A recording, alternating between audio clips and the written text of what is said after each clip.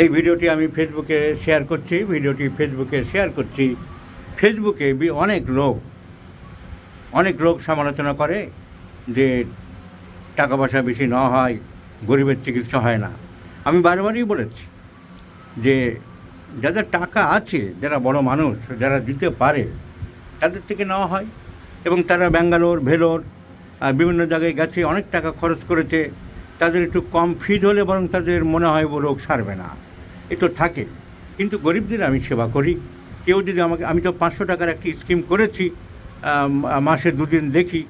এছাড়াও অন্য দিন কেউ যদি এসে আমাকে বলে, ডাক্তারবাবু আমি আর্থিক দিক থেকে একটু অসুবিধা আছে, আপনি আমাকে কনসিডার করবেন, বা আমার কোনো ছাত্র বা জুনিয়র ডাক্তাররা যদি বলে দেয়, স্যার আমার এই রোগী পাঠালাম, একটু কনসিডার করবেন, আমি করে দিই।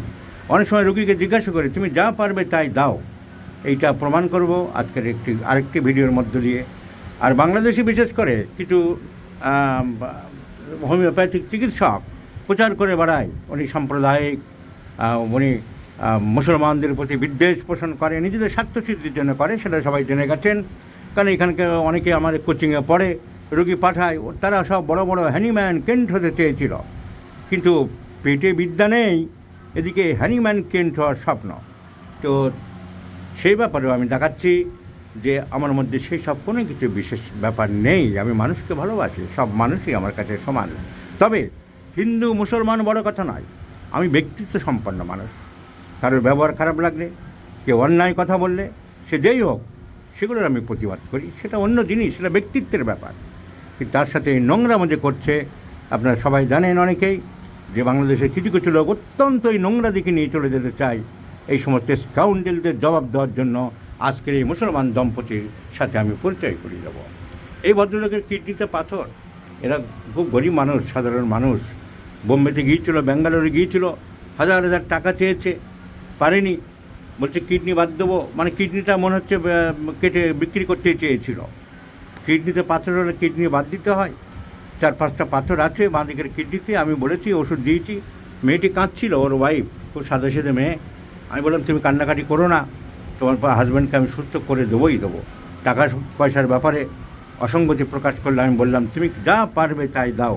ও বললো, আমি 1000 টাকা পারবো স্যার। আমি তাই দেবে। বলো, এই ঘটনাটা আমি ফেসবুকে দিচ্ছি এই কারণে যে লোকের মনের মধ্যে এইসব ধারণা আছে, সেটা দূর করার জন্য।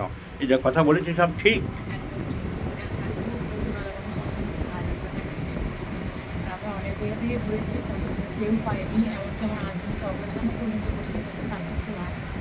তোমার অনুরোধ আমি রেখেছি। আমার মধ্যে কোনো বৈষম্যমূলক ব্যাপার তুমি দেখেছো? বলো, স্যাটিসফাইড তোমরা? এটা সাধারণ মানুষকে জানানোর জন্য তোমাদের। আমি মানুষকে ভালোবাসি, আমার কাছে জাতপাত কোনো ব্যাপার নেই, ধনী গরিব কোনো ব্যাপার নেই। ফিজ একটা নেওয়া হয়, আর যদি ফিজ আমি না পুরো কমিয়ে দিই, এখানে 200, 500, 400 লাইন পড়ে যায়, আমি তো সামলাতে পারবো না। কিন্তু যার অসুবিধা তাকে আমি দেখি, তোমাদের তো দেখেছি আমি। তোমাদেরকে অসংখ্য ধন্যবাদ। এই সুযোগে তোমাদের ভিডিওটা আমি নিলাম। যারা বিদ্রুপ করে, সমালোচনা করে, একদম ওর মেয়ের কথা বলছিল, আমি বলি তুমি নিয়ে এসো, আমি দেখে দেবো, টাকা পয়সার জন্য কোনো চিন্তা করবে না বলেছি আমি। তোমাদেরকে অসংখ্য ধন্যবাদ।